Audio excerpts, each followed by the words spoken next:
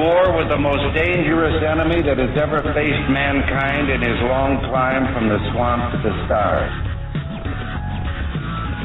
And it's been said if we lose that war, and in so doing lose this way of freedom of ours,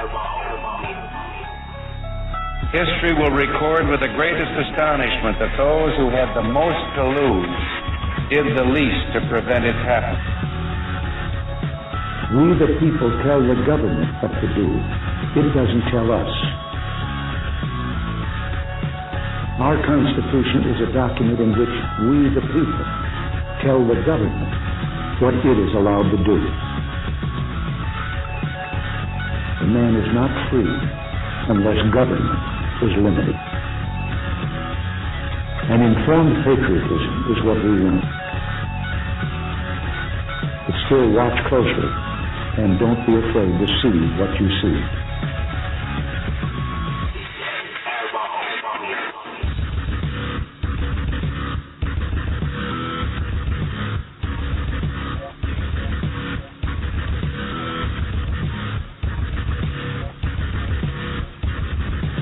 The very word secrecy is repugnant in a free and open society. And we are, as a people, inherently and historically opposed to secret societies.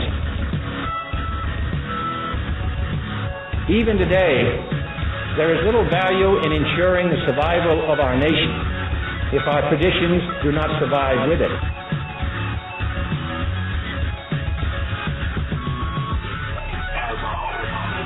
For as a wise man once said, an error doesn't become a mistake until you refuse to correct it. When in hell are all you people going to wake up?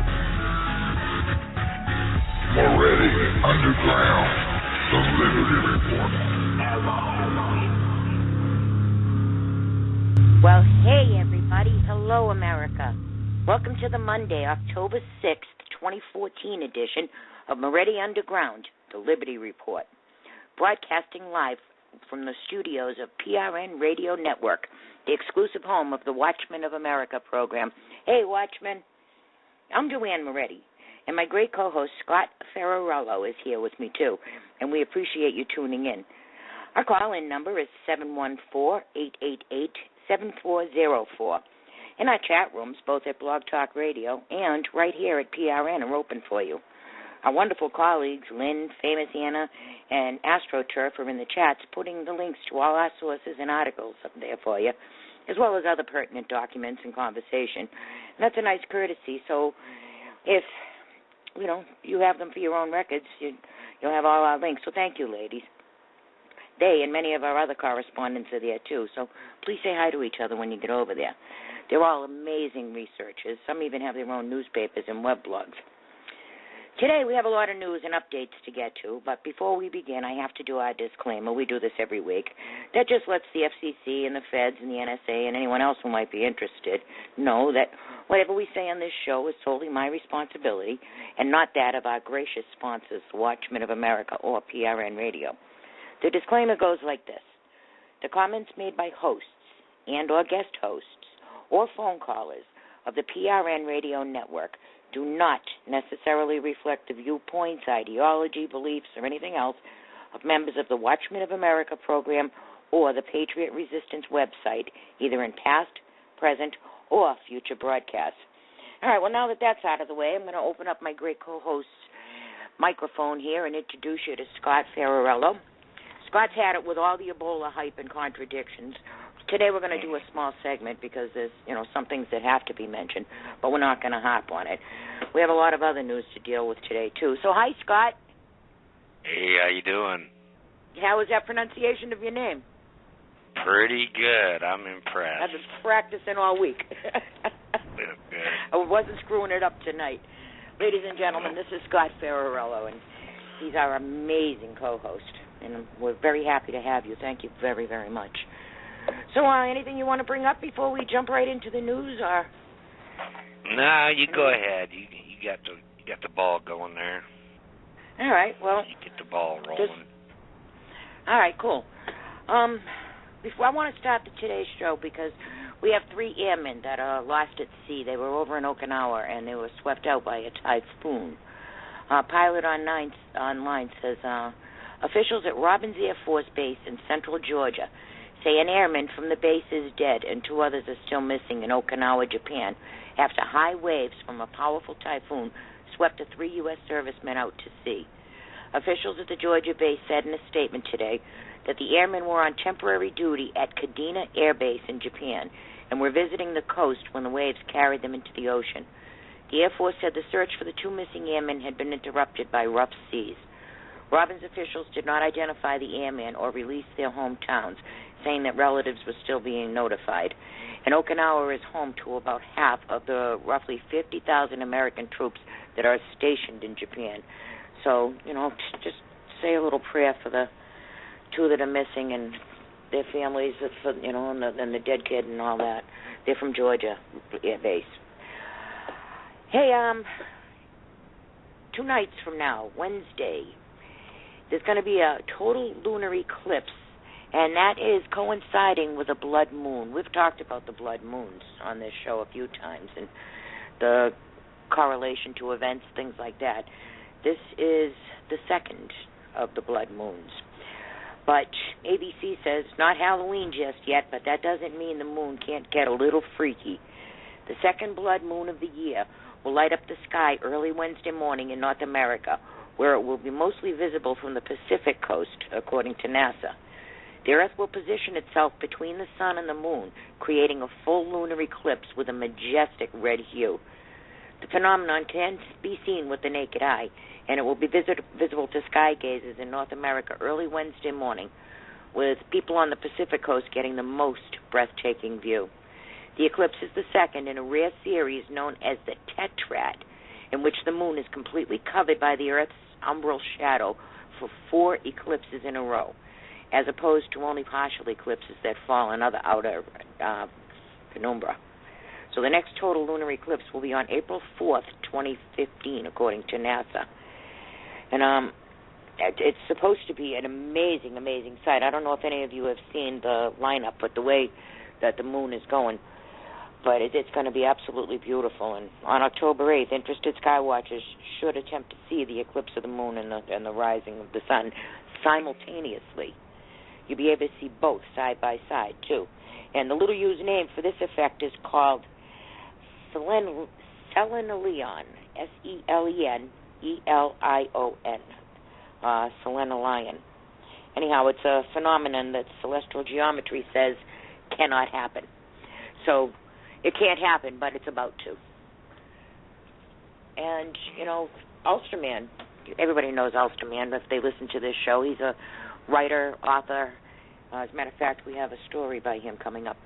But, he got a cryptic message a while ago, and it was Monday Madness.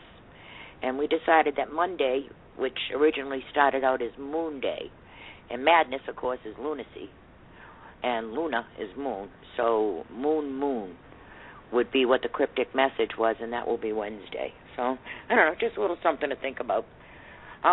Next week I'll tell you again about what that cryptic message was. I don't have it in front of me. Hey, guess what Dear Lead is doing all week? Scott? I have his schedule in front of me. Yep. What now? Big Dem fundraising schedule next week. Today he's in D.C. Tomorrow he's in New York and Connecticut. Thursday he's in L.A. Friday and Saturday he's in San Francisco. And by Saturday, after a week of fundraising, he'll have to, of course, play golf or something. Do you know this guy's had 400 fundraisers, which average about 3 hours each? So that's about 1,200 hours. Nobody's better at stealing money than he is, right? Oh, you ain't kidding. Selling him snake oil. That's what he does best.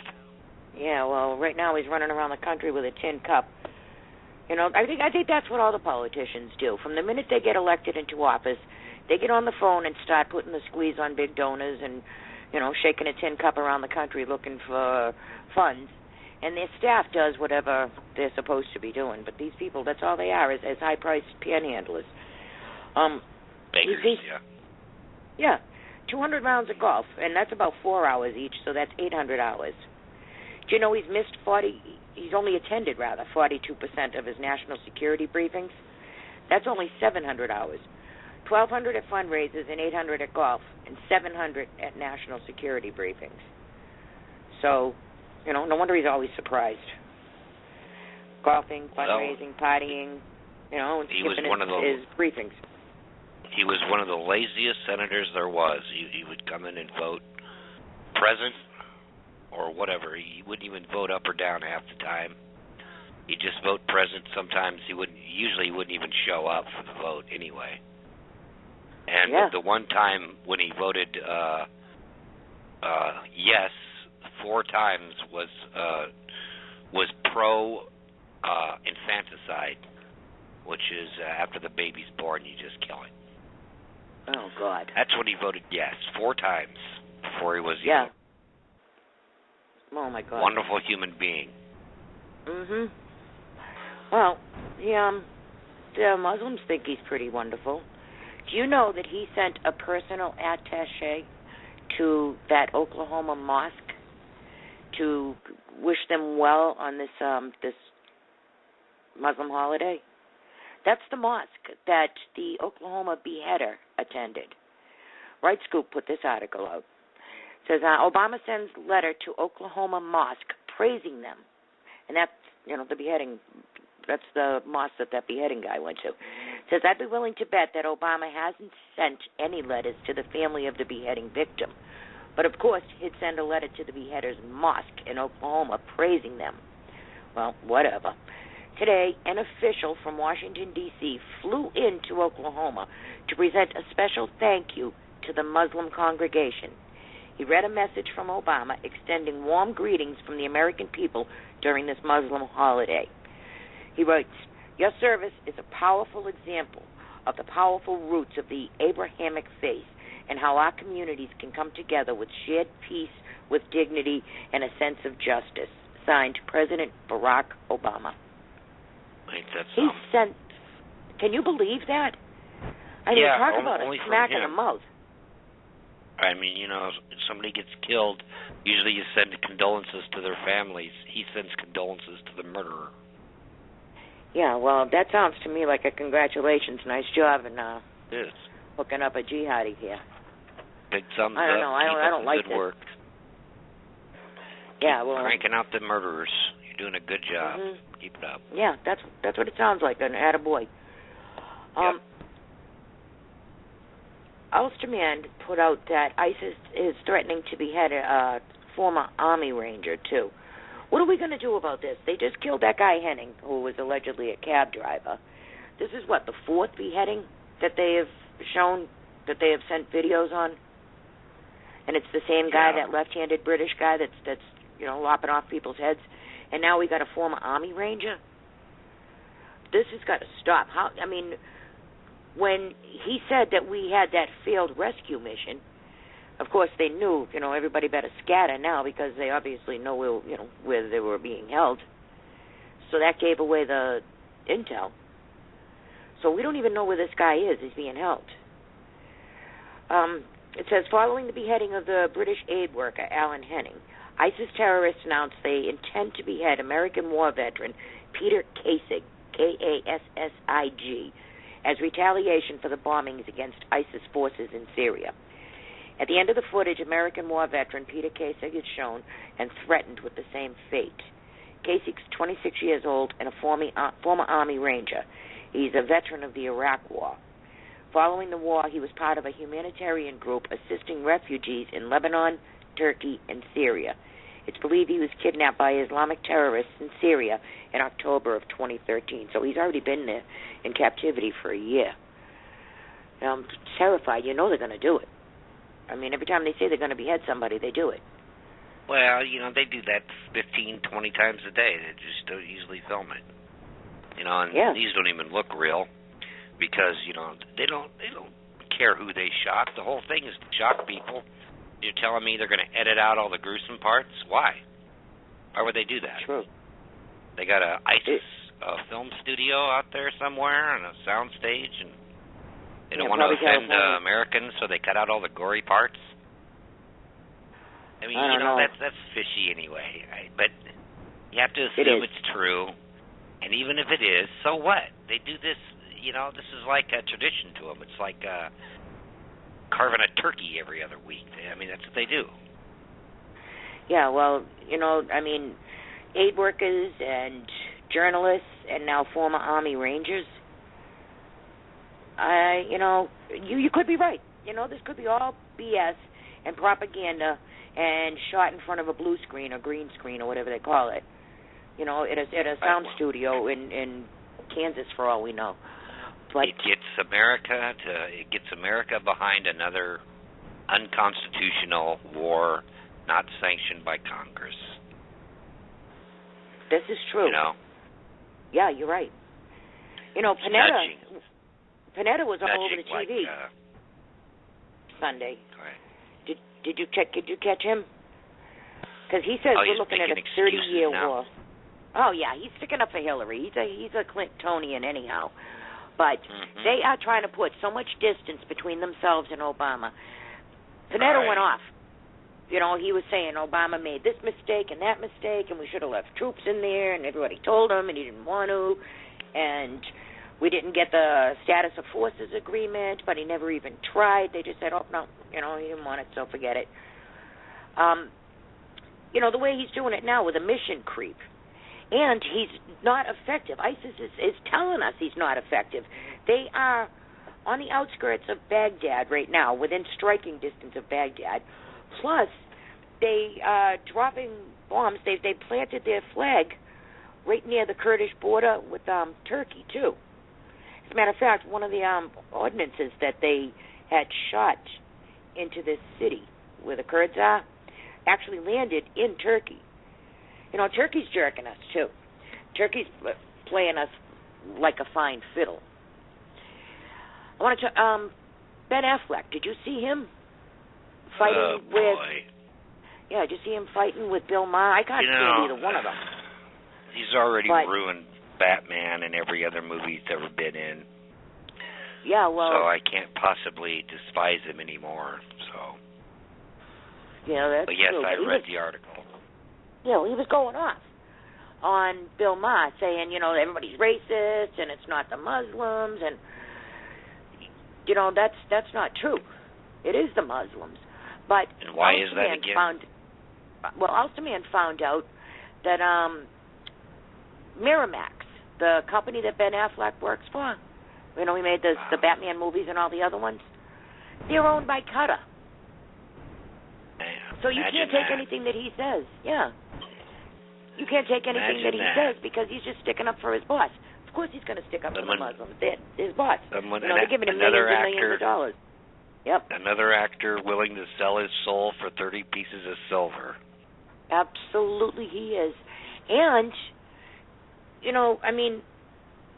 here's this guy. He's working for them.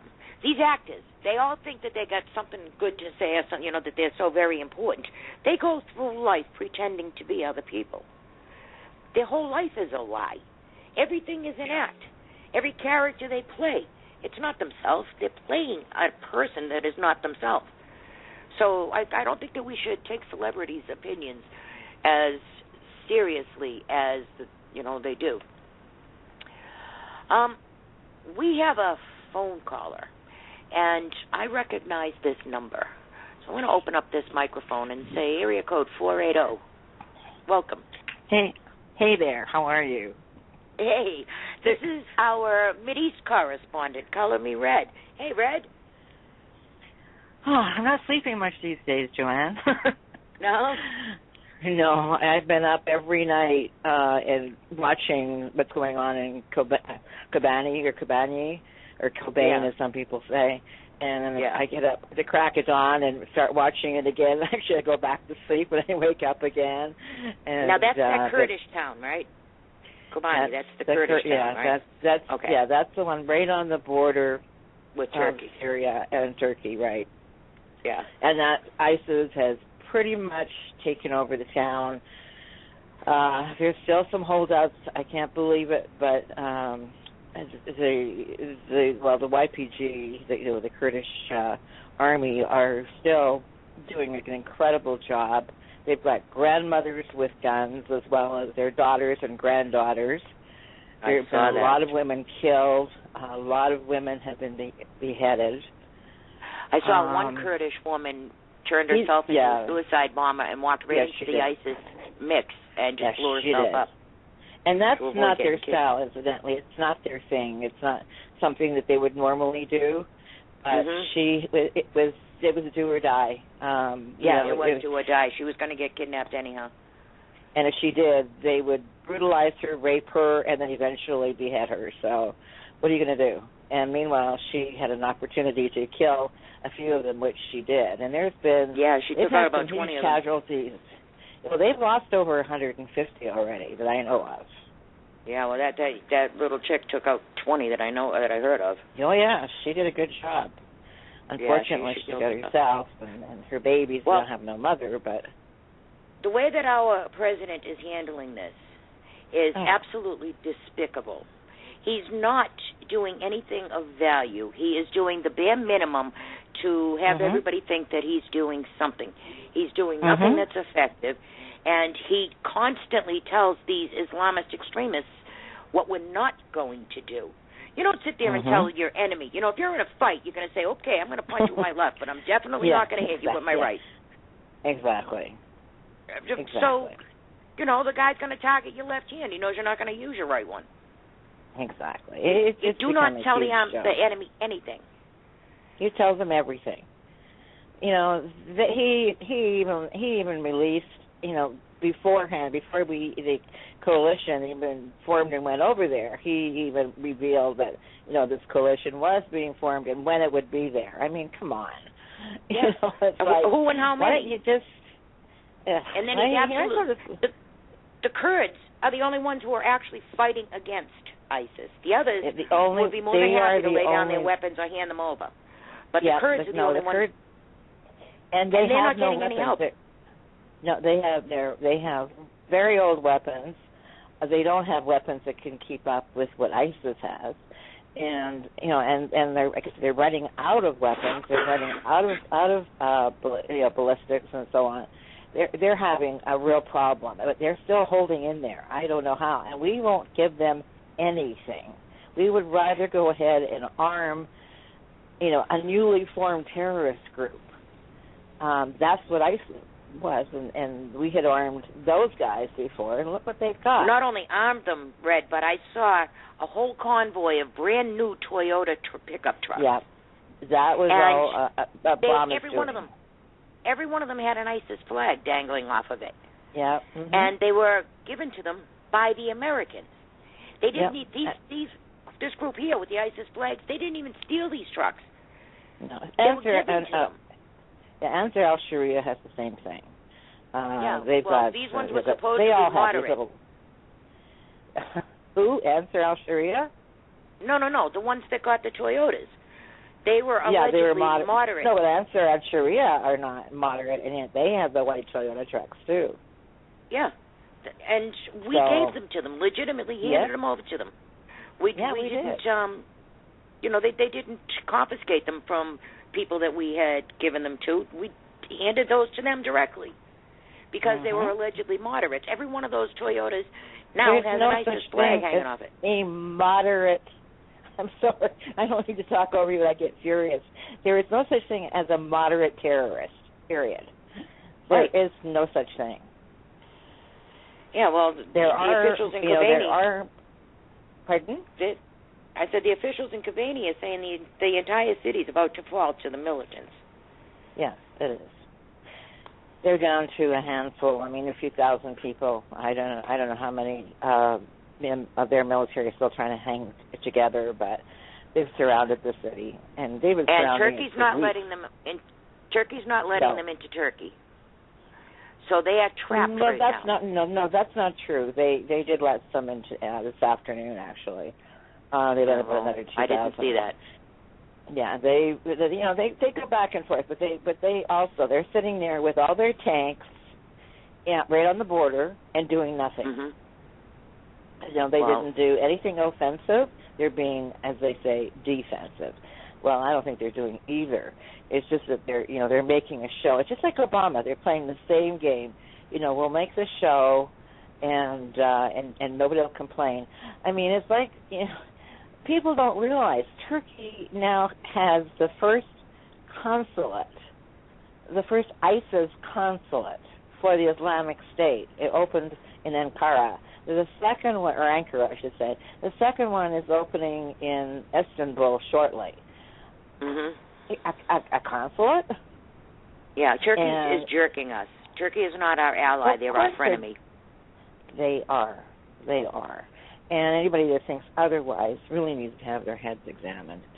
I'm so fed up with Turkey right now. I can't even tell you. And it used to be my favorite place. Obama is tying our pilots' hands. They're only doing food drops. It's mostly the French that are hitting target, and then the UK. They're not doing very much in Syria either. I mean, first of all, you got to remember one thing: Obama is in charge of this coalition. They don't do anything, unless he instructs them to. He is micromanaging this entire thing. How do you do that when you're on a golf course or you're at a fundraiser? I don't know, but he is. And everything has to be approved through him. So even though we have all these great allies and they're fully equipped and ready to go, they won't do a darn thing unless Obama says do it. Yeah, I don't understand how that's working. I know he definitely doesn't show up for his briefing, so he's not listening to our advisors, although he is listening to his own. I want to know who it is he's listening to, because it's certainly not our generals and our joint chiefs and our secretaries of state, unless, Kerry's telling him. Kerry couldn't fight his way out of a paper bag if he had 3 hatchets and a bonfire, so he's no help. And my contacts have told me that the military is really unhappy right now. I mean, really unhappy. Well, yeah, he's because, got you don't take that kind of control away from them. No, that guy Obama was never allowed to even play army when he was a kid. What does he know about running a war? He's a community organizer, and if he's running the war, you can tell he's running this war actually, because he's running it like a community organizer would. Yeah, he is, and every, and I'm not kidding you. I have got this on, trust me, on excellent, an excellent source that warned me a month ago now that when this coalition was being formed, they said it's not going to be as great as you think, because Obama will be micromanaging the entire thing. And I go, how does he do that? It's like, how's that possible? If he's listening to people like Valerie Jarrett, as Anna says, and Ranger agrees with her, or he's listening to somebody like Samantha Powers, I mean, whose side are these people on? First of all, Obama thinks he's king of the world. He doesn't realize that it was the Americans that he got elected by and that he's supposed to be representing. Valerie Jarrett, she's in a world of trouble. As a matter of fact, there's a rift going on between him and her. But she is, every one of his connections, right down to the Arab Mafia in Chicago, were all her connections first. He was a nobody when she found him. Everybody that he knows was originally Valerie Jarrett's connections. I mean, even Frank Marshall Davis was a Valerie Jarrett connection. And Bill is, and Amrish Mahajan, and Aushi, and all of them. Well, I think Frank Marshall Davis was his mother's connection. That's true. You know what I mean?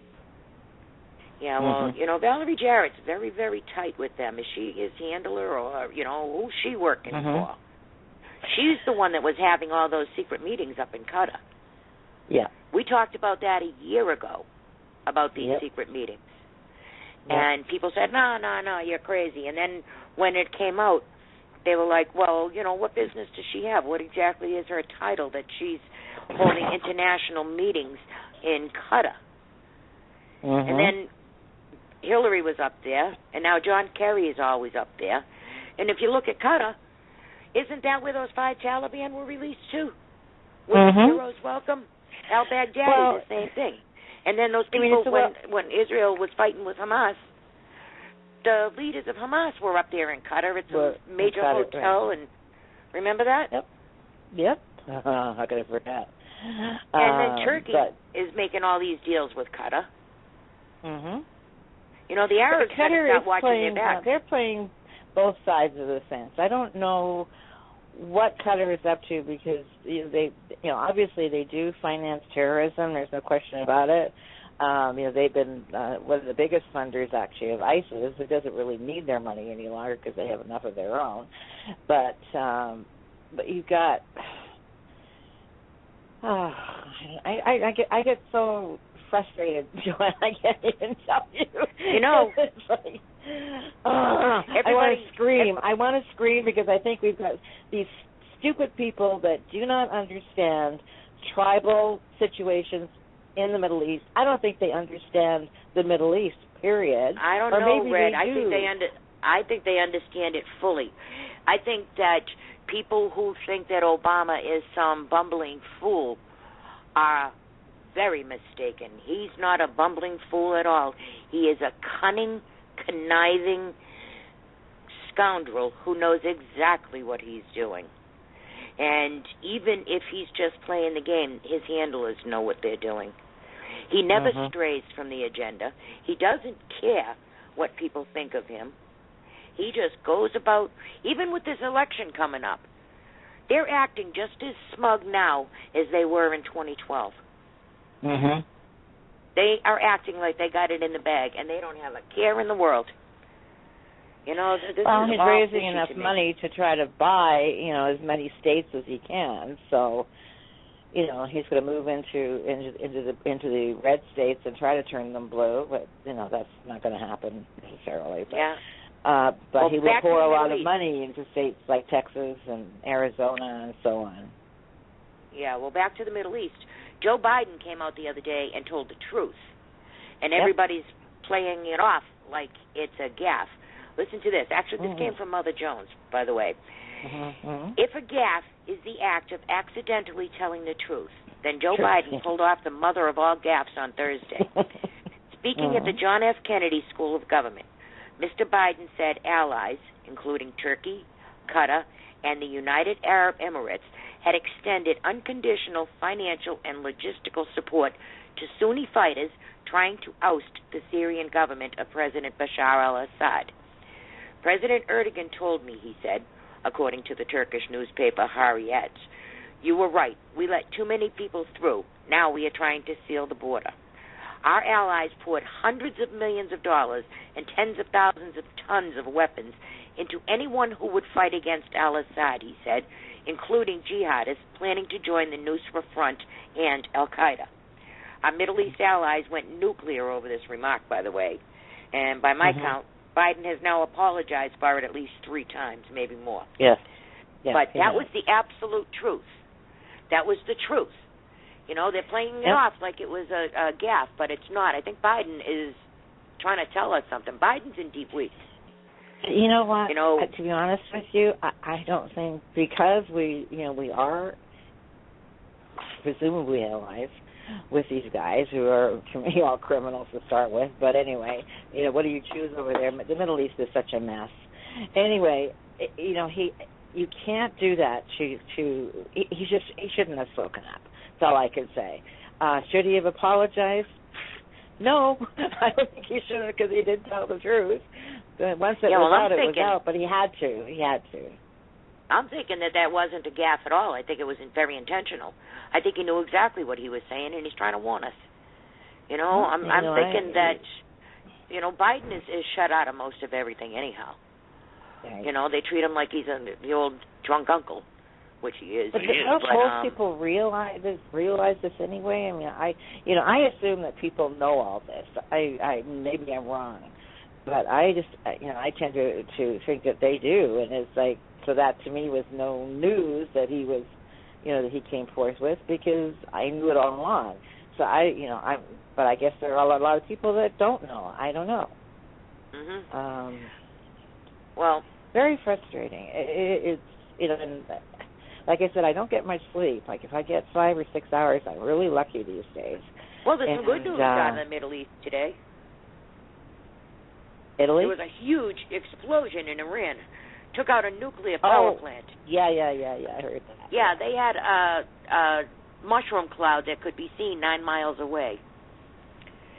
Gateway Pundit said at least 2 people died in an explosion at the Pachin Iranian nuclear plant. That's the one that we had all the aerial views of, remember? Mm-hmm. Pachin?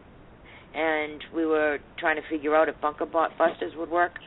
Well, something happened over there today because the Jerusalem Post said it, too. They said 2 people died in an explosion that ripped through an explosive material production unit at a nuclear facility near Tehran.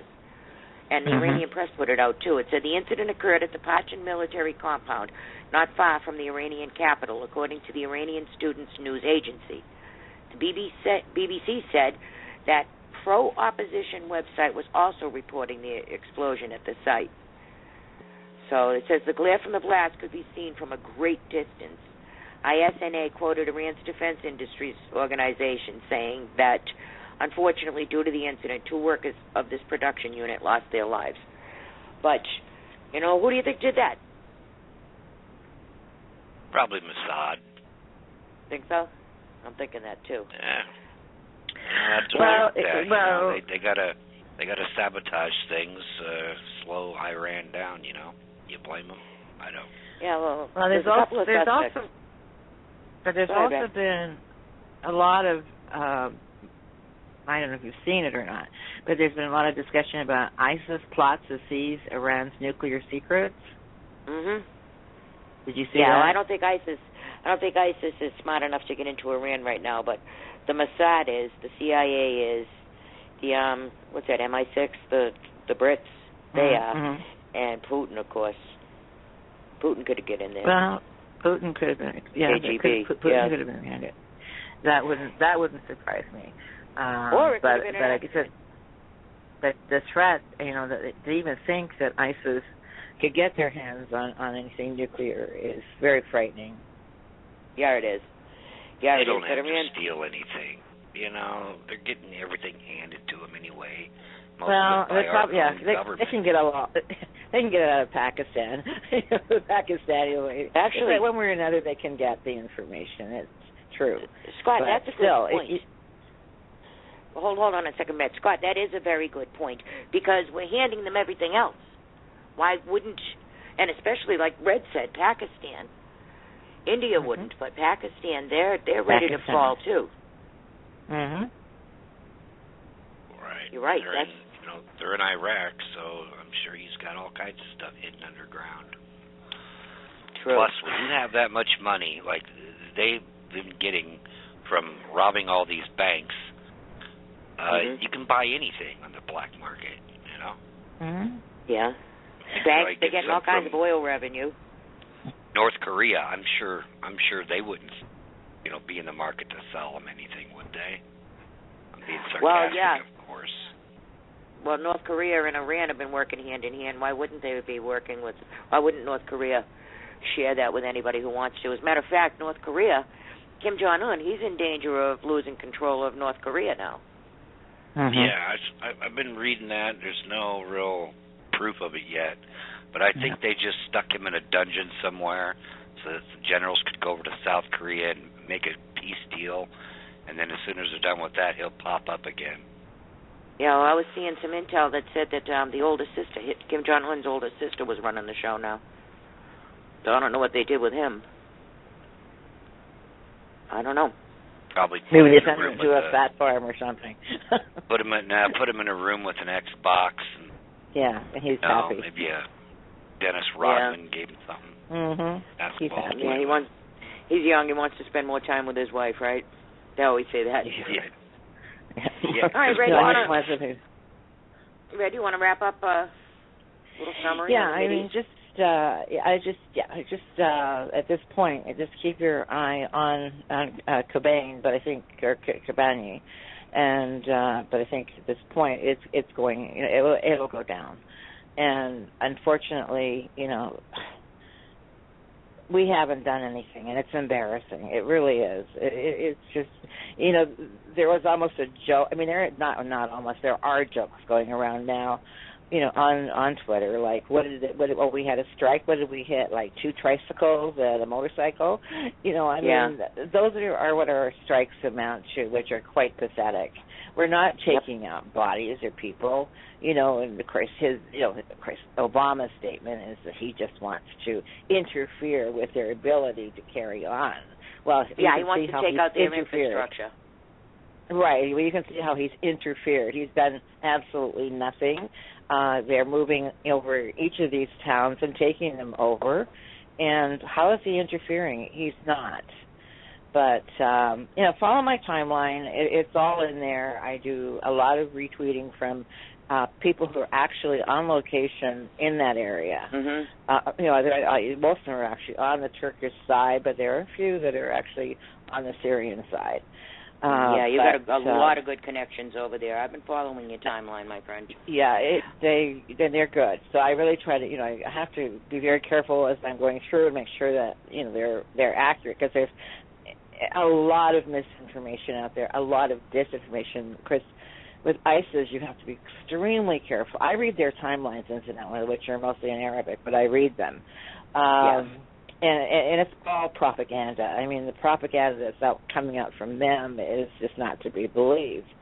But then I noticed with the YPG, they have a little bit of propaganda going on their side too. So, they had this leader of of ISIS that they were supposed to have killed. Well, he was killed supposedly back in August, which I was pretty sure he wasn't. Now they've killed him again. Chris Murdoch killed him back then, and now YPG got. Like, how many lives does this guy have? Anyway, you can be assured that most of these leaders are not dead. I mean, you have to really be careful. Obama's blowing up empty buildings. Yeah, blowing up empty buildings. Yep, blowing up empty buildings is right. And and the world was just sitting back stunned. I mean, I saw a general the other night. On CNN, and he was saying we should be doing 200, 300 strikes a day. He's doing a dozen in a week. What is that? Mm-hmm. That's nothing. Mm-hmm. And what did he hit? He hit a Jeep once. He hits empty buildings. No terrorists were harmed in the making of this Obama operation. I put it. He wouldn't dare harm a hair of an ISIS member. I mean, he really wouldn't. It's just bizarre to watch this stuff, and I get terribly frustrated because it's like there's nothing you can do, and is our system allowing this? Us, our generals, our military, our Congress, ourselves. Yep. Why are we allowing this? We got to be able to see it by now. The guy's apologizing to a mosque in Oklahoma, where one of their members just beheaded an American woman. Yep. All right? He's bombing empty buildings. He's getting rid of all the Tomahawks we have, and he's not replacing them. And he's wasting them. You don't need a Tomahawk missile to take out a motorcycle. Well, people. It's interesting that the Turks they're I should say the Turks are Kurds that are Turkish, that are living in Turkey. They're going after CENTCOM, and some of them have even called CENTCOM to say, "Don't you know what's going on here?" I mean, that's how. And of course now it's like this is another one of Obama's whatever that he can throw under the bus, because people are now blaming CENTCOM for what's going on and not Obama.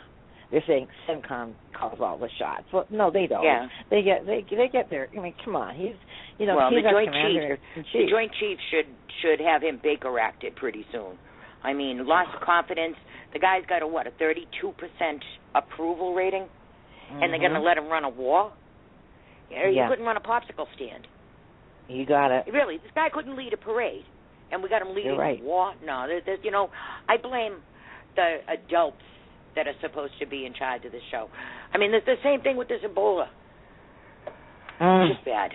It's just bad. Red, I want to thank you. I've taken on CDC with that one. I mean, I've really taken them on it. Today I tweeted them again, and I just said to them, close the borders, close. You've got to isolate those communities in Africa. You have no choice. There has to be, bans go into place on travel. I mean, it's plain stupid what we're doing. It is plain dumb. Well, where do you hear the audio we have coming up? It's gonna your blood pressure is gonna explode through your ceiling. Okay. All right, ladies and gentlemen, this is our very distinguished Middle East correspondent, Color Me Red. Red, thank you very much. You're Stick welcome. around. Don't go anywhere. All right, I'm going to put you back on hold, my friend. Thank you. Okay. All right, let's move on here. Still with me, Scott? Yeah, I'm here. Okay. Elijah Cummings. Let's talk about him for a second. Oh, boy. He was on TV the other day, yesterday, and I think it was Face the Nation. He was talking to newsman Bob Schiffer, and he said that the reason that the Secret Service is not protecting Obama the way they should is because they're racist. Does this man know any other word other than racist? Him? I mean, that's all they got, you know. That's it. Yeah. That's the only thing they have. Yeah, well, that's really played out. Even Alinsky taught them how to use the race card, but he also taught them something else. Any tactic that goes on for too long becomes a drag. I got to tell you, that race card's a drag. All right? I mean, he couldn't have been more right. But the Secret Service, especially the ones around Obama, he handpicked them.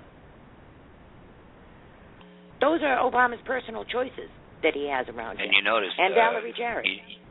And you noticed he picked mostly white guys. Why is that? He must be racist. Yeah, he's racist too. Yeah, but self-hating. Yeah, he wanted the black. cream of the crop. He has, I think he's got 15% black in the Secret Service that are assigned to him. But still, they got to throw race into everything. Race is not a personal choice. Nobody even asked me what I wanted to be. So I mean, how stupid is this? And then everybody falls for it. Oh my God, I'm not a racist. I got black friends. Who cares what your friends are? What difference does it make what your friends are? We're all Americans.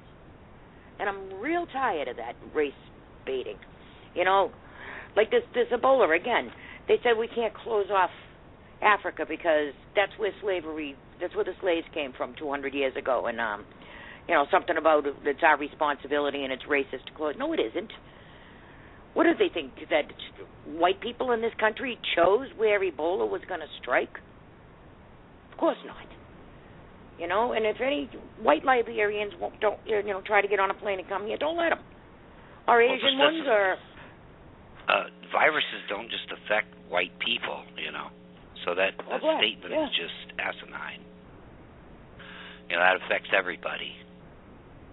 So how is that? I don't even, Scott. I don't think they realize how ridiculous they look when they make a statement like that. They don't care. That's what they do. The bigger the lie, the more people will believe it. It's just like when that one guy, I forgot who it was, who said that. I can't remember. Hey, we have another hand raised, and this is also a familiar number. I open up this microphone. Hello, Louisiana. Hey, what you doing? It's JoJo. Hey, it's JoJo. Hey, JoJo. Hey, I thought Scott was fixing to bring up Ebola because I was going to want to add my 2 cents in. And well, we are bringing up Ebola. Scott doesn't want to talk too much about Ebola. I understand. I'm kind of like, I'm so sick and tired of looking at it myself. I could scream. But, I mean, it's a 24-hour news cycle that's turned into a week or two. Mm-hmm. So. Oh, I remember what it was now. It was the guy said that closing the borders would spread it more. Yep. Right. That's what it was. That was actually the guy in charge of CDC. Right. Yeah, I didn't. I mean, it's like the most stupid statement I've ever heard in my life. But let me just do my little input thing on it, and we can just then bat it around. But because there's just been a lot of stuff put out, nobody knows what to believe. Nobody, it's just, my best suggestion to everybody is just read about what a virus is so you'll understand it better. It's very complicated to explain, but it's definitely, we have viruses and we have bacteria, and they're two different animals. So, and then, we've kind of gotten off the topic also of what Ebola actually does to the body. And then, we've got into the only thing I can recommend is just to boost your immune system, but that's no guarantee either, because this is the worst of all viruses. And it also mimics Marburg. Marburg is also hemorrhagic fever, and they're very, very similar. And, we can't go into the whole thing here on the show, but everybody's been doing plenty of reading, and they need, there's like 5 strains, or maybe more now, but there's 5 different strains of it and where it comes from and where it started, and, the bats and the this and the that and the other. And everybody's got to do their own reading, because if you're really interested in it, you need to do some reading. You need to find out what a virus is so you'll understand how it works. Mm-hmm. And then, then everybody's saying if you take X or Y or Z or whatever, it's supposed to cure it. That's just, if you understood what a virus is, you would understand why that's not going to happen. But you can boost your immune system. But the one thing I want to read you or tell you is what we've all been avoiding from what I've been reading, and it's what happens. It's what happens in the body once the infection occurs. So once the Ebola virus makes its way into the body, it gets into the body's cells and it replicates itself. Then it comes bursting out of our cells, and it produces this protein that wreaks havoc. This was written by a guy named Bedelia, and I'm probably not saying that right, but anyway. Okay, the protein is called Ebola virus glycoprotein, and it attaches to the cells on the inside of the blood vessel. Okay, and then this increases the permeability of the blood vessels, leading to the blood leaking out of the vessels. So it damages your vessels and causes them to leak. Okay, the virus causes derangement in the body's ability to coagulate and thicken the blood. In medical terms, that's called DIC, and you bleed out from every orifice. Well, I'm saying that because a lot of people were trying to say that this was really scurvy, and that was the most outlandish thing I'd ever heard. Anyway, because they have bleeding gums. The reason they have bleeding gums has not a damn thing to do with scurvy. Okay, even people who don't show hemorrhagic symptoms will experience this leaking of blood from the vessels, which can eventually lead to shock and ultimately death. All right, the Ebola virus is also a master of evading the body's natural defenses. It blocks the signaling to cells called neutrophils, which are the white blood cells that are in charge of raising the alarm for the immune system to come and attack. In fact, Ebola will infect immune cells and travel in those cells to other parts of the body, including the liver, kidney, spleen, and brain. Now, each time one of these cells is infected with the Ebola virus and it bursts, it spills out its contents, then the damage in the presence of the virus particles activates molecules called cytokines. In a healthy body, these cytokines are responsible for provoking an inflammatory response so that the body knows it's being attacked. But in the case of this Ebola patient, it's such an overwhelming release, huge, overwhelming release of cytokines, and that's what causes the flu-like symptoms. That's the first sign. So basically, this is, the majority of diseases are viruses, by the way, and it's such an overwhelming attack on the body. I mean, even if you have a good immune system, that may not help you at all, but it's just the only self-defense I know is try to have a good immune system. But this just attacks the body and it ravages the body. The way it bursts your cells and it attacks the cells. And a virus is very, very, very, very, very small. And the only way a virus lives by having a host cell. So you get exposed and the virus attaches to one of your cells, and then it, just goes and goes and goes and goes. Right. So, now, I heard it in layman's terms. Okay. In layman's terms, they said that your body has different layers of immune system. And like JoJo said, the first defense is like one of the most powerful ones. Your body immediately starts to attack a virus or a bacteria or something that is not supposed to be there. It recognizes a foreign invader, and it goes after it. What this Ebola does was it takes out that first line of defense so fast that the second, third, and fourth lines of defense don't have an opportunity to come to the aid of the first line. So what happens is it just overwhelms the whole immune system before it has a chance to actually activate. Right. Also, friends like of when ours, you get if you get a cut, your body's going to have an inflammatory response to the cut, and it's going to attack the germs at the cut, and then you might see pus or something like that. Pus is actually the inflammatory response, to attack it. But everybody needs to read about what a virus is so they can understand it. And all this stuff that's coming out that's a quote unquote cure, it's not a cure. And just don't be sidetracked. I mean, you're going to have to.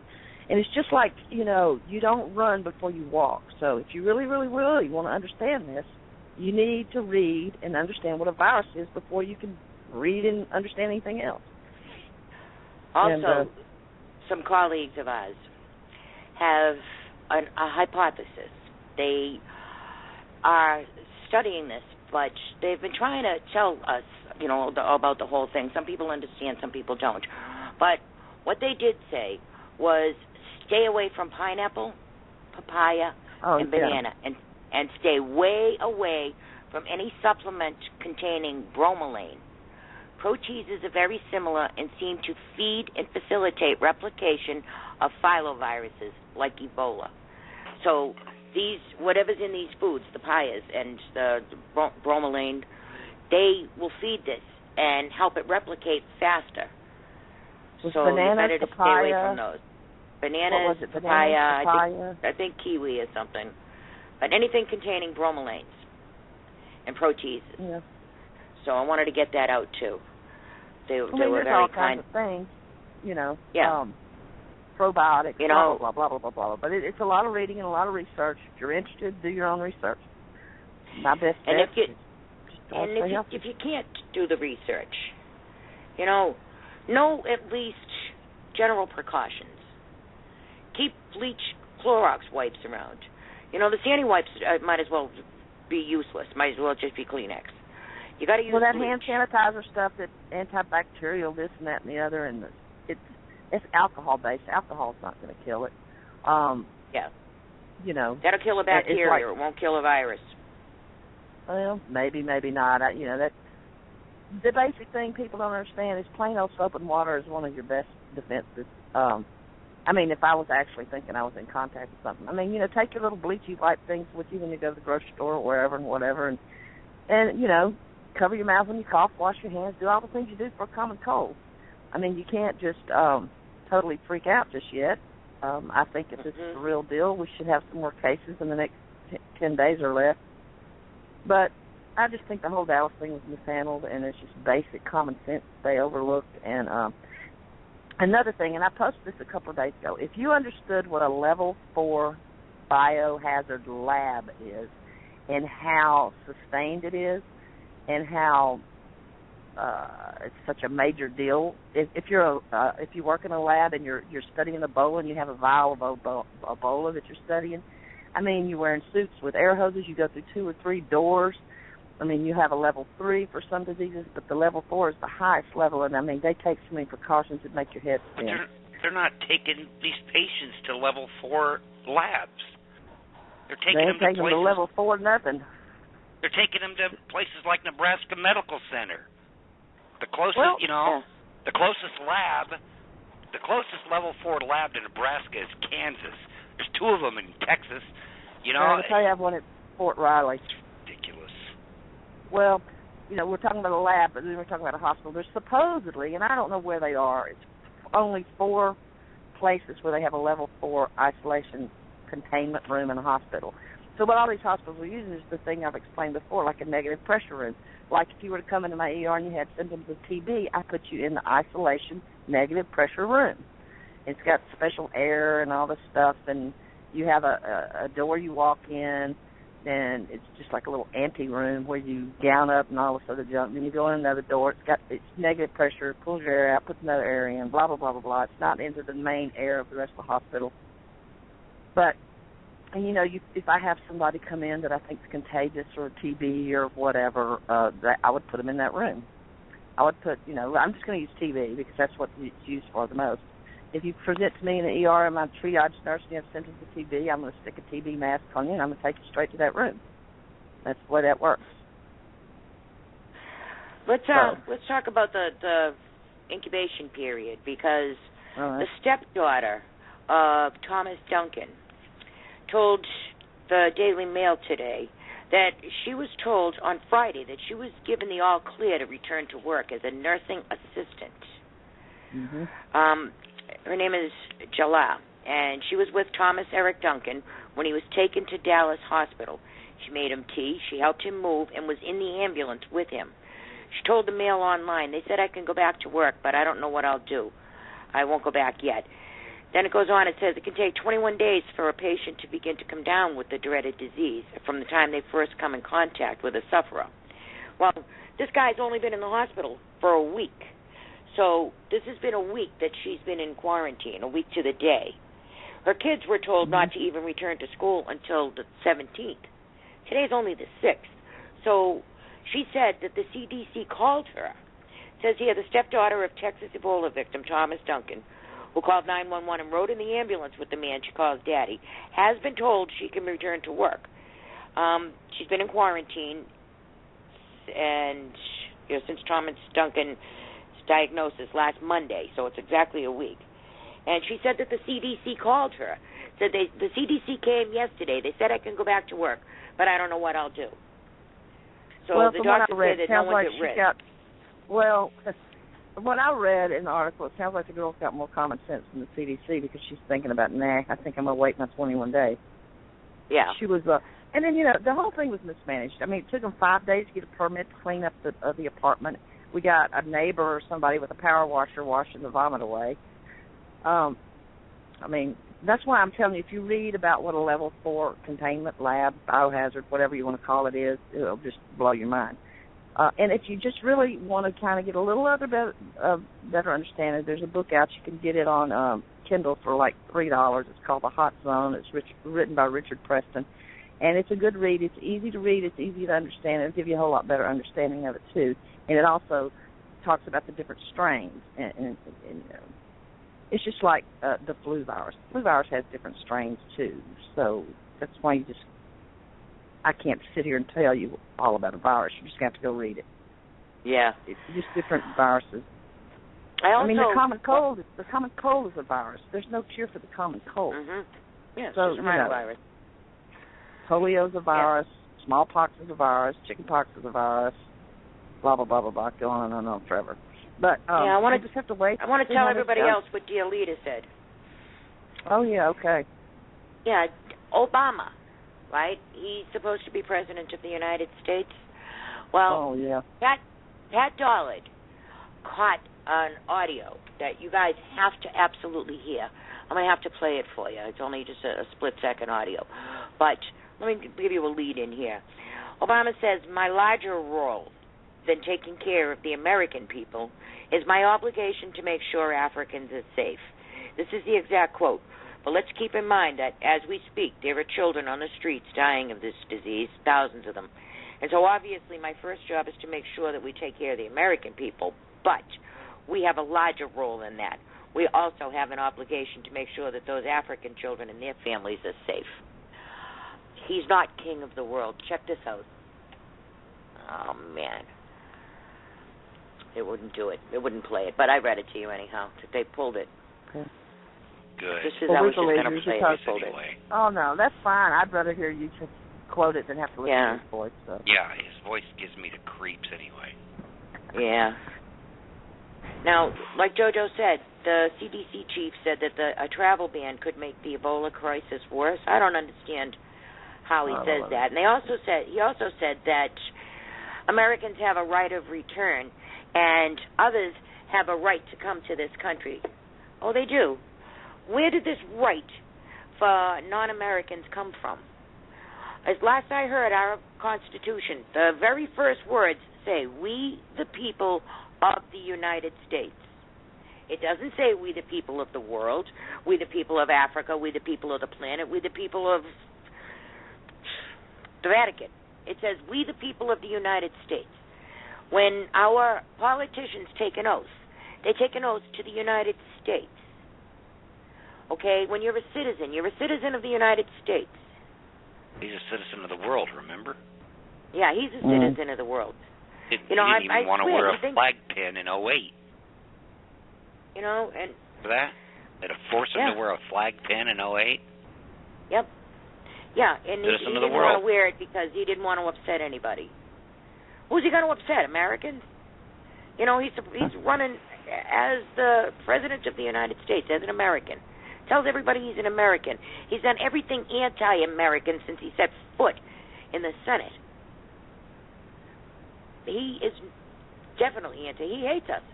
Tells us all the time. So why don't, why don't every flight coming in from places that we can't ban them go to, back in the old days when you were an immigrant and you came in by ship or whatever, you went to that little island off New York. What's the name of it?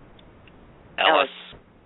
Yeah, you went to Ellis Island and you were quarantined and you had physicals and you got a good bill of health before you were set out on the street. Mm-hmm. I mean, if we're not going to stop them from coming here, they at least need to go through the procedures we used back 150 years ago. Yeah, well, this guy left Liberia on the 19th, arrived in Brussels, flew from Brussels to Dulles Airport in Virginia, Washington Dulles, Virginia there, and then he flew on to Dallas, got there on the 20th.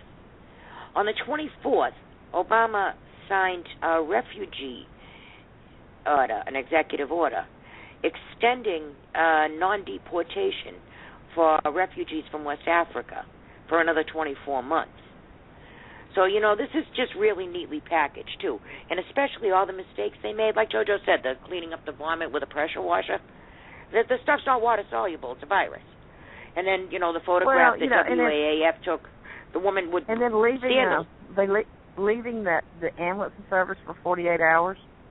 Mm-hmm. Now, all of a sudden, they decided they need to go look for a homeless man, and what do? They take him to Parkland and put him on the psych ward? What the hell? I mean, everything they do just makes absolutely no sense at all to me. Right. And then telling this woman that she's glad to go back to work as a nurse's aide?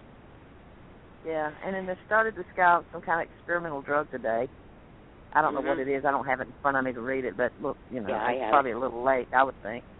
But anyway, I know Scott don't want to talk about it too much, so that's all I got to say for my medical update there is wash your hands, cover your mouth, boost your immune system. The CDC guy, Frieden, he said, there's no cure and nobody's having this experimental treatment. Well, it's called Brincidofovir,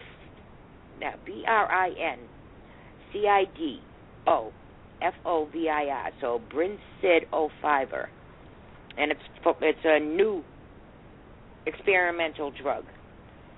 And the drug is used to treat DNA viruses that affect humans, including such blood-borne diseases as those in the herpes family. That's what they're trying on him. Now, last night I had heard he died. Then I heard, no, he was extremely critical. I don't know if the guy's even still alive. I think they're jerking us around about this guy. Well, I mean, we have antiviral drugs. Okay, so like you come in with a bad cold or flu or blah, blah, blah, and they're going to give you Tamiflu. But, if you've had the flu for 4 or 5 days, Tamiflu is not going to do nothing. You have to have Tamiflu at the beginning of onset of symptoms. So, I mean, they're just using this as an experiment because they have nothing left to do, and it's not going to matter whether it helps them or not. It's just a shot in the dark. But Tamiflu is the most commonly known antiviral drug, and that's for, flu-like stuff. But it's not going to do any good if you've had the flu 3 or 4 days or a week or whatever. So, there you go. Yeah. But I do want to say one thing. As we get older, all these nutrients and minerals and vitamins and all this stuff that our body has in it and absorbs and all this other stuff, as you get older, you don't absorb your vitamins as well. You don't, it's like the older you get, your vitamin D levels are lower, your vitamin C levels are lower, your T cells are lower, and that's part of aging. So if you're older, maybe you don't commonly take a vitamin or something, I would suggest, maybe that. There's no foolproof anything out there to keep you from getting this. That's all I'm saying. Yeah. Well, you said that Frieden had said that limiting entry to the borders in the country could put Americans at greater risk. Well, you know what he used? He said, in terms of the entry process, We really need to be clear that we don't inadvertently increase the risk to people in this country by making it harder for us to respond to the needs in those countries. I don't know how not letting them come here is going to make it harder for us to respond to needs there. I mean, you can send them whatever they need over there. You don't have to bring them here. You know, I mean, unless they're bringing them here to be lab rats. The Navy has set up a ship. I'm not sure off of what country. Let me just say Liberia. I think it is. I'm not sure. The Navy set up a ship that they're just making this ship just for the purpose of a laboratory to start testing so they can get the blood samples tested quicker. Yeah. But it's allegedly, our troops are just going over there to build clinics and hospital tents. They're not going to be treating any patients. Well, give that 2 weeks and let's see how that goes. And it went from 3,000 to 4,000 troops. So, I don't know. And then, for our final Ebola, Van Jones was on TV. You all know him from the Velvet Revolution and communist. Yep, communist. He has taken Rahm Emanuel's belief that you don't want to waste a good crisis. So, during a panel discussion, Jones suggested that Democrats should point out that the Ebola thing is the best argument you can make for the kind of government that we believe in. You know, we can't let the Republicans get away with some of the stuff they're doing this week, just trying to bash Obama. Hey, you know, the government's always your enemy until you need a friend, he said. And this Ebola thing is the best argument you can make for the kind of government we believe in. He says that it's a good indicator that we needed Obamacare because 8 million people who couldn't have gone to the doctor last year if they feel sick said they would go if they got Ebola now, because now they can because of Obamacare. That's a bunch of hooey. 8 million people, out of that, 400,000 of them didn't have insurance. Everybody else did and lost their insurance and had to replace it with Obamacare. And the ones who didn't have insurance before still don't have it. And all those subsidies you were supposed to get, nobody got subsidies. You either got it free or you pay into their nose. Let me just say this: if it does become an outbreak here, our hospitals are going to be too overwhelmed to handle it anyway. So, I mean, there's been times here in my own area when there's been a huge flu outbreak that there was no hospital beds to put people with the flu in. I mean, you know, you had to wait for days to get a hospital bed. You had to stay home, sick as a dog with the flu, and your family take care of you until you could get an open bed. And that was in a major city. Yeah, so, our hospital down here set up a MASH tent. Yep. For just flu virus. It's just like the flu as opposed to the Ebola thing. Of course, Ebola is 100 times worse in my opinion, but the older people and the younger people have the worst quote unquote immune systems, so that's who the you know, in the flu is like that's who gets the sickest and usually dies. It's the youngest and the oldest. So right now I'm not trying to compare that essentially to Ebola, but just in the overall health world thing, and that's why, because of the immune system and the older people being depleted of your vitamins. And your body just is not in it. When you're older, your body's just not in homeostasis, just like as if you were 25. You start, the older you get, the more you lose that. So that you need to keep your body as you know, you got to remind people too. Too much of a good thing is no longer a good thing. You can't overdose on vitamins. You know, one Flintstone vitamin a day is all you need. If you take in too much vitamin C or vitamin A or vitamin D, your body will use what it needs. Let me just tell you, you don't want to overdose on Flintstones because it has iron in it and it will kill you really quick. Oh, yeah. That's the worst thing to have. Is you have Flintstone vitamins in the house with a kid and they think they're candy and they eat half a bottle. You got a serious problem. No. I'm talking about being responsible. Being responsible and take one. Go ahead. I limit myself to 2 Freds and a Wilma. All right. Well, I know. Hold on. We got one more. Crazy. Well, actually, we got 2 more medical things to bring up real fast. Okay. All right. Enterovirus 68. Little boy up in Rhode Island, 4 years old, just died of it. That's in 47 states now. I personally know a 15-month-old who currently has just been diagnosed with it. He is sick. He can't keep in any fluids. He's puking. He's got diarrhea. He's coughing. He's got a high fever. Nothing's taking it down. They just admitted him into the hospital about an hour ago. Well, my 14-year-old nephew almost had to be intubated a week ago, and he's got it. But he's predisposed to allergies and to allergic reactions. So he was predisposed anyway, as far as, that's what they say, like predisposed to asthma or allergies and this, that, and the other hurts you worse. But anyway. Well, this little guy is healthy. Well, it was until he got sick, but I just want to say one thing on that, because I've been studying enterovirus for 2 weeks because everybody wants to blame it on the immigrants. There's hardly any enterovirus in South America. Yes, there's some, but not to the degree. It's not coming across the border. There's a common denominator. I think I know what it is, but I can't prove it. But, you know, there you go again. We have another, I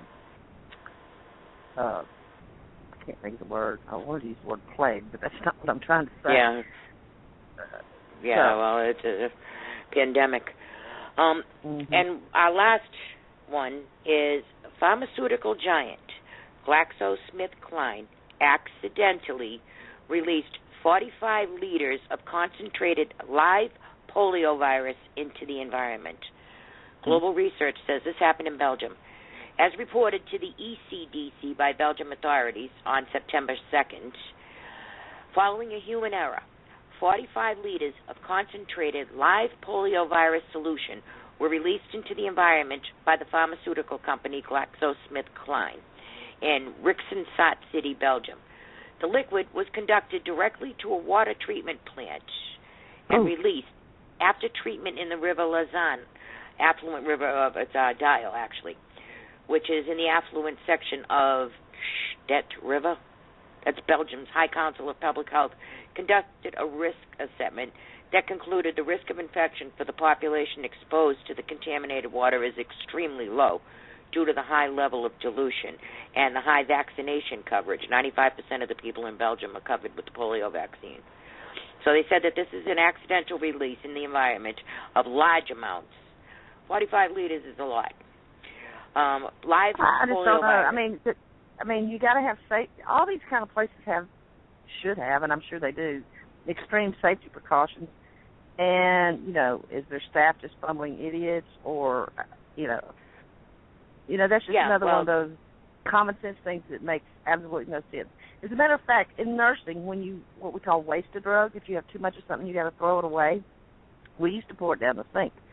Well, the powers that be, whoever regulates all this crap, came out 2 or 3 years ago, and now we're not allowed to put anything down the sink anymore. So that's what this sounds like. We have to put it in a little red box that they take and burn somewhere. But this is 45 liters. You figure one of those big bottles of Pepsi is 2 liters. So that's how much live polio they. This is how they get new customers. Yeah. Never let a virus go to waste. Well, I'm going to get conspiratorial here. All right. Releasing this into the atmosphere, into the environment, rather. 45 liters of live polio, come on. And you don't just pour that down the sink.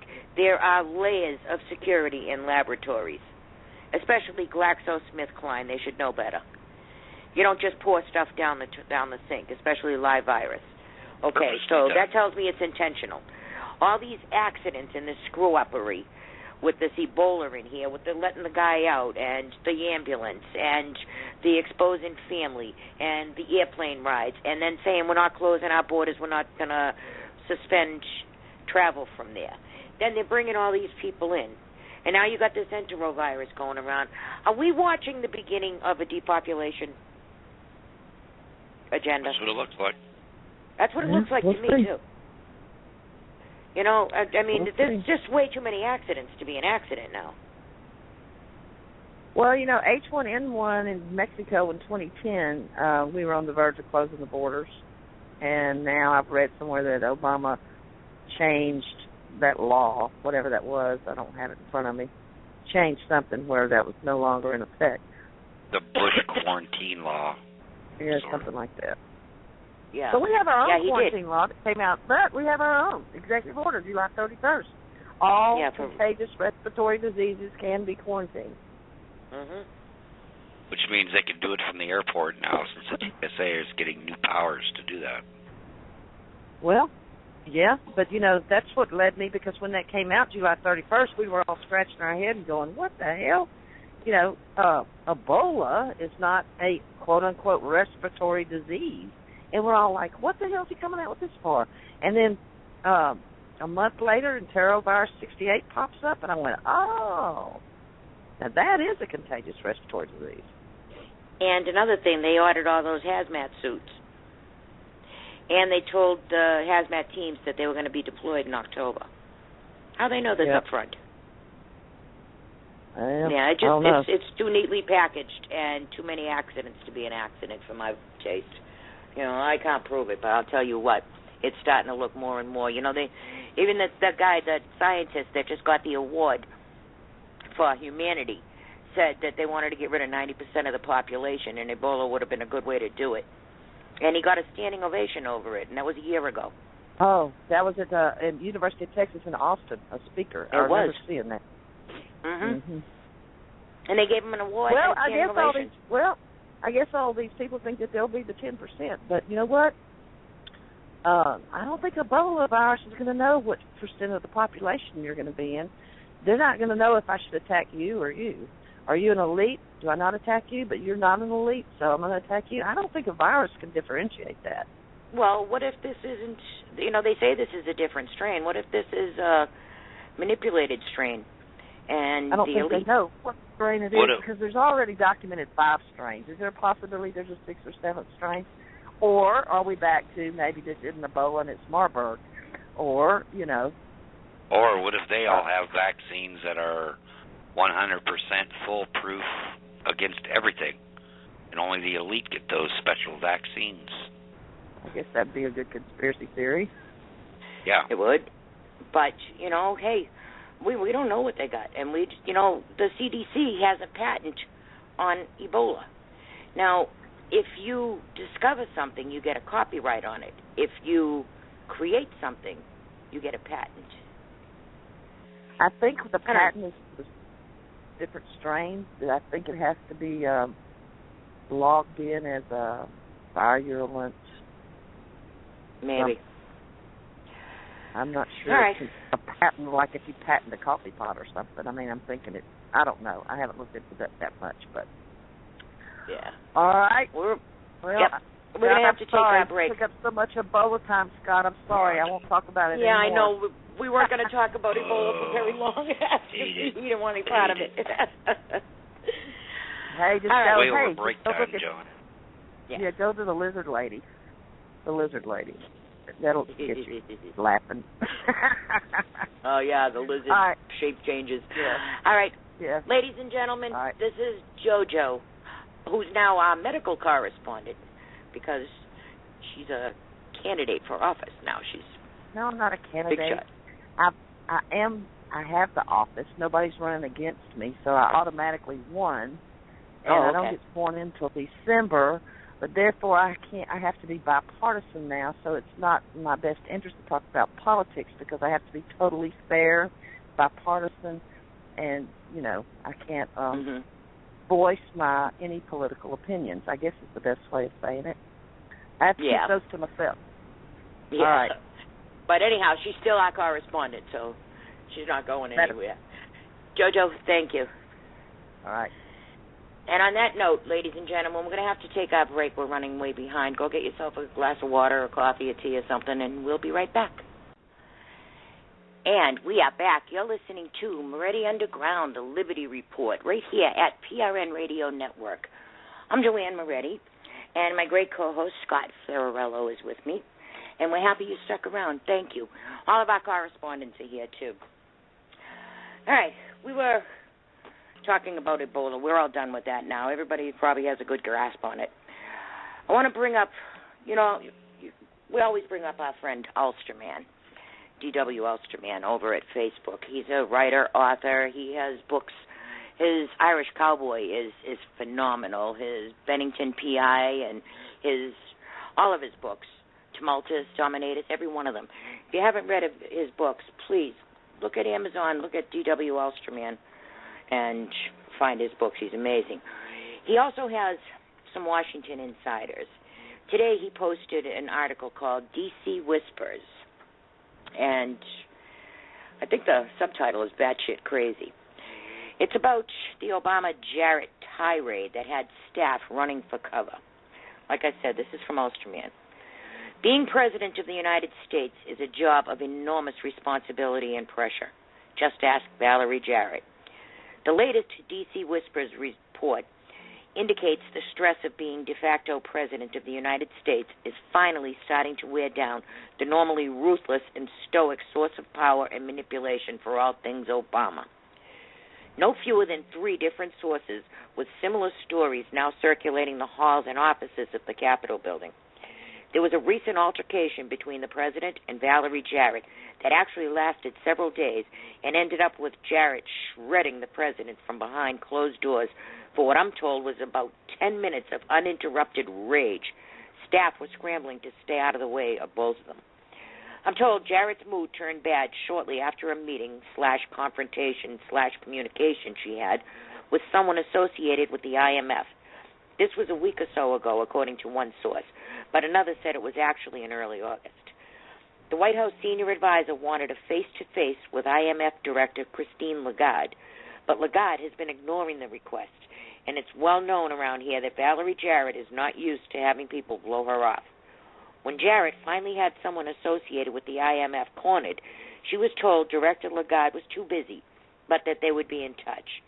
This dismissal had Valerie Jarrett grumbling to her own staff for days, so much so that she then reached out to complain to Senator Schumer to ask if there was something they could do to push along that investigation. This, in turn, caused Schumer to share the conversation with some of his own staff, going so far as to complain about the Obama White House with the following: "They've all gone batshit crazy over there." Note, I don't know what the investigation is in reference, but I will make an attempt to find out, and he put in little initials here. I wasn't aware before of a grudge between Jarrett and Lagarde, but apparently it exists, and it's getting meaner by the day. I've heard rumors the White House is attempting to coordinate a barrage of positive economic reports throughout 2015 to bolster what White House aides simply refer to as the legacy. I assume this is the President's long-term legacy. The better it's viewed and received, the greater his influence and post-presidency income stream will be. As it stands now, I've been told anything less than $100 million in earnings by 2018 would be viewed as a disappointment, and both Michelle and Jarrett are very keen to see that they meet that goal. It was a concern for that legacy that was the alleged source of disagreement between the President and Valerie Jarrett that led to the blow-up between the two, and it began during the plans for a dinner outing the senior advisor coordinated between Mr. Obama and the First Lady. The President was unhappy about the arranged meal, wanting to just be alone, but Jarrett demanded the photo op and reminded him how much more popular his wife was with the American public than he was. She's apparently been reminding him of that a lot lately. There have been rumors for some time about trouble between the President and First Lady. In fact, it's probably been one of the most consistent whispers to come out of the White House by staff for the last few years, with more and more saying the first couple are basically living separate lives and the marriage is more a business arrangement than an actual marriage. And almost every public appearance of the President and First Lady together is coordinated directly by Valerie Jarrett herself because she sees the image of the marriage as the one thing the public will never turn against. Keeping a lid on the First Lady's constant dissatisfaction with her husband is apparently becoming a full-time job all by itself, though. So, the President reluctantly agrees to the arranged public meal, but he's letting others around him know he's not happy about it. Sometime during the outing, Jarrett shares her frustration about Lagarde. The President ignores her concerns. This probably had Jarrett stewing because now she's being brushed off by not only Lagarde and her staff, but by the man Jarrett feels she personally created to sit in the Oval Office as President of the United States. 2 days later, Jarrett walks into the Oval Office and informs everyone but the President to get out. Whatever discussion between the two then was apparently civil enough that it wasn't overheard by anyone outside the office. But the result of the talk clearly didn't meet with Jarrett's approval, as she left there visibly upset and returned to her own second-floor office. Now, this is all happening around the time of Holder's resignation, the ISIS troubles, including military leaders openly challenging them, and all kinds of incoming data regarding the November election that has the administration on edge. The final straw for the president, though, was when he was informed a Democrat senator up for re-election had staff indicate to them their campaign did not require the president to attend an already scheduled campaign stop with the senator. The president had been looking forward to getting out of the White House. He personally likes the company of this particular senator and was apparently deeply hurt and disappointed at basically being told to please stay away. This led to the bigger confrontation between the president and Valerie Jarrett, and it began in the hallway outside the Oval Office. Mr. Obama was on his way up to see Jarrett, and Jarrett, in turn, had already made her way back down to the first floor to see the president. The shouting started in the hallway and then continued inside the cabinet room. The president entered with Jarrett and 3 other staff. Minutes later, the staff exited, leaving Mr. Obama and Valerie Jarrett alone. After some loudly spoken words from the president, the only thing overheard was Jarrett shouting, and it continued for some time, possibly as long as 10 minutes. The description of this altercation that came back to me and others, including the words rage and shredding. Valerie Jarrett emerged from the closed cabinet room and, without saying a word to anyone gathered, disappeared down the hallway with her own staff in tow. When the president's personal assistant entered the cabinet room, he closed the door behind him and was said to have remained inside with the president for several minutes. When the 2 men emerged, the president gave everyone a thin smile and then returned to the Oval Office, where he remained mostly by himself for the rest of the day. Interestingly, the following day saw the president in a much better mood, laughing and joking with staff, including Valerie Jarrett, who he gave a big hug to during an afternoon meeting. It looks like Senator Schumer was right. They are batshit crazy. And that was Ulster, man. So, what do you think of that? I'd love to find out what that's about with Valerie Jarrett and Lagarde. Carol Ray, our financial guru, is actively looking through that, and I'm going to help her as soon as the show is over. I'm going to go look and see if I can find anything. Rat face versus Leatherface. Yeah, really. Jarrett versus Lagarde. Yeah, well. How is this going to nothing's going to change, though. It's just people with, too big egos, and everybody thinks that they're the top dog in their little corner of the universe. Yeah, well, right now, I think Lagarde is in a bigger position than Valerie Jarrett or Obama. I think she could burn both of them if she wanted to.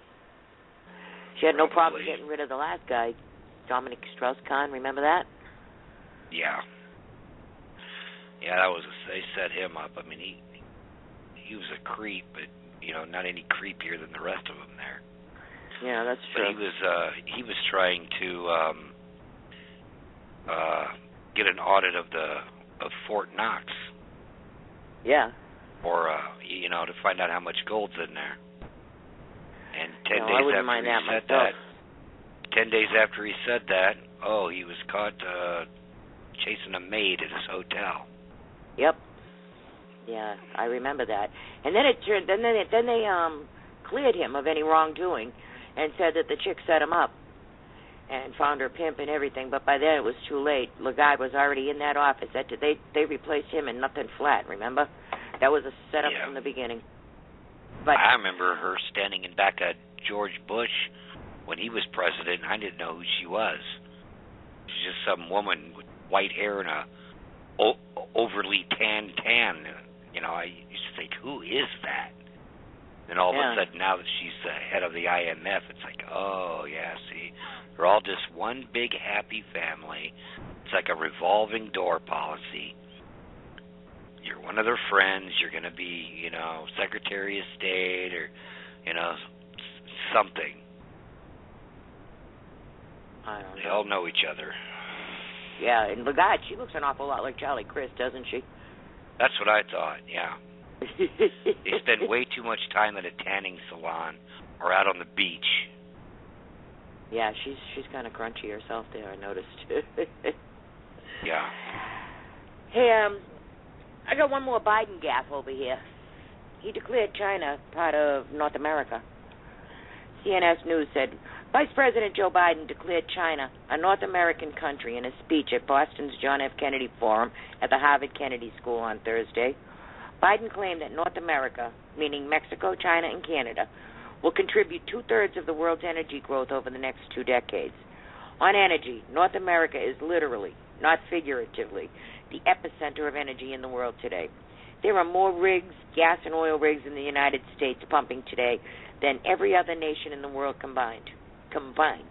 North America will account, meaning Mexico, China, and Canada, for 2/3 of the growth of the global energy supply over the next 20 years. Nice, huh? Somebody got to give that man a map. Well, maybe he knows something we don't. Turner Broadcast Network is laying off 1,475 employees, including at CNN. 975 of them are getting laid off out of Atlanta. Imagine that. That's too bad. Why can't they lay off, Rachel Madcow, Al Sharpton? I mean, why pay them millions? You could get some idiot homeless guy doing it for, $20 a night. Yep. Absolutely. Let's talk a little politics here for a second while we got a couple minutes. Wisconsin voter ID was upheld. The Federal Appeals Court upheld the Wisconsin voter ID law today, just in time for the election. The lower court judge, the district judge, Lean Adelman, struck down the law as unconstitutional in April. But a 3-judge panel agreed today with Wisconsin and said that they can have their voter ID law in place. You need an ID in Wisconsin right now. Bill Clinton tried to save the Democrats from Obama over in Arkansas. What's likely to become a theme of the last week of campaigning before the midterm election, former President Bill Clinton all but begged voters in Arkansas not to use their vote as an expression of disapproval for Barack Obama. The president is playing an outsized role in the race between Arkansas Democratic Senator Mark Pryor and Republican challenger Tom Cotton. Obama's seriously unpopular in Arkansas, a recent survey by the Democratic polling firm had found out. His job approval rating is 31%. So Cotton has tied Pryor to Obama, and now Bill Clinton's out there trying to tell people, no, forget Obama. Well, that's not going to work. Hey, did you ever hear of Dennis Michael Lynch? Not ringing a bell. Well, he's a grassroots guy. He's a heck of a patriot. And he decided he's going to run in 2016. He was at a Scottsdale event the other day. He was met with thunderous applause. He said, I've made a decision. I'll throw my hat in the ring. Sometime in the near future, I will officially announce I'm running for POTUS in 2016, Lynch told the crowd as they erupted in applause and celebration. He said he made a few promises. He promised never mudsling at another man or woman who seeks the same nomination. He promised to always keep his humility. He vowed to give it everything he's got to ensure a victory, and that when he does win, the biggest problems facing the country, illegal immigration, terror, the economy, and national debt, will be addressed immediately and correctly. He says he always salutes members of our military and treats them with the respect they deserve. And he explained how he's going to light a spark in people who have lost hope. Yeah, this guy's been around in the Tea Party circles and grassroots. He even has a movie. I forget what the name of the movie is, but he's got a Fighting for America tour going on. So good luck to him. Is he? Your boy. Is he going to run as a Republican or something else? He didn't say. Independent? He didn't say. I don't know. He hasn't said that yet. But whatever it is, he's a pretty decent guy. You might want to keep an eye on him. I kind of have my eye on Scott Walker. I think he'd make a great dark horse. I think when everybody's all finished beating the heck out of each other, he's going to show up all nice and squeaky clean with all kinds of accolades and accomplishments under his belt and walk away with all the prizes. He's actually a governor. Yeah. You got to stop running these glorified paper pushers as a president's candidate, as in senators. All they do is draft legislation. That's all they do. Name me the last senator that was worth a damn as a president. No, there isn't any. Not that I can think of, anyhow. I can't think of any. Hey, you just mentioned Al Sharpton. He's in a world of trouble. He had a birthday party last week, and one of his friends, a 70-year-old guy, is accused of rape, and he's accused of raping one of Sharpton's aides. Wow. This is from, it says, Al Sharpton throws a birthday party. Now there are rape accusations all over the place. It says here, Sharpton had a birthday party, and one of his pals and high-ranking official with Sharpton's National Action Network is accused of rape. In a storyline that comes right out of the rip from the headlines television, New York legal and political circles are abuzz over a woman's accusations that a high-powered attorney for racial extortionist Al Sharpton raped her last week after a swanky Sharpton birthday party. Sanford Rubenstein, 70 years old, a civil rights lawyer, and Sharpton associate for decades, is accused of taking the woman from Sharpton's birthday party at the Four Seasons Hotel in New York back to his Manhattan apartment, then attacking her while she was in a drunken stupor, according to the New York Post. I'm telling you, that girl had to be unconscious if you can't run from a 70-year-old guy. Yeah. Yeah. Anyhow, he hasn't been charged in the case. But what's Al Sharpton going to say now? He's going to say, I know what he's going to say. He's going to say, resist she much. You remember when he said that on CNN or MSNBC? He said, resist we much. Yeah, really. They were all making fun of him. You can't read a teleprompter. Yeah, resist she much. Yeah, he's a piece of work. Now, this is the same guy that's supposedly helping Obama pick the next Attorney General, right? I bet you the next Attorney General is going to be 3 times bad as Holder. The only two I can think of that would even qualify right now is Deval Patrick and Kamala Harris. I don't think anyone else is impossible to get anybody worse than him. Impossible. Yeah, well, I don't know about that. The only person that could be close is Luis Gutierrez. Oh. That's it. Yeah, he's think about that work one. all by himself, that one. Gutierrez. Can't stand him. He's the Mexican version of Eric Holder. Yeah. But anybody else, there's no way anybody else is going to be that bad and that experience as a cover-up artist. So. Yeah. But he's probably just going to stay in office for the next year while they pretend to get someone new, and they won't be able to. So he'll just stay in there as an official guy and be able to do whatever he wants anyway. Yeah, I think you're right, too, because today a judge declined to hold him in contempt over Fast and Furious. I mean, he's in contempt for the IRS with the Congress. But this judge has been telling him to turn over these papers, so there's no reason they can't turn over the papers in the Fast and Furious. When you claim executive privilege, it involves the president, right? But they're saying the president had nothing to do with it, so that can't be possible. Either it involves the president or you can't claim executive privilege, would be what I would think. But from Politico, a federal judge has declined a House committee's bid to have Attorney General Eric Holder held in contempt of court and perhaps even jailed for failing to turn over documents related to the Justice Department's response to Operation Fast and Furious. However, in a ruling Monday, U.S. District Court Judge Amy Berman Jackson also denied Holder's request for an indefinite stay of her prior order that the Attorney General must turn over any non-privileged documents to the House Oversight and Government Reform Committee that were subpoenaed as part of an investigation into the gun running investigation. Jackson called the House contempt motion entirely unnecessary and said it was evident that she was considering the government's motion to lift her prior order. Under those circumstances, the court finds no basis to hold the defendant in contempt, she wrote. But the judge also said she saw no reason to allow the Justice Department to withhold unprivileged documents until the case was complete. She ordered those records turned over to the committee by November 3rd, along with a log of the records claimed to be privileged, which is what he wanted anyhow.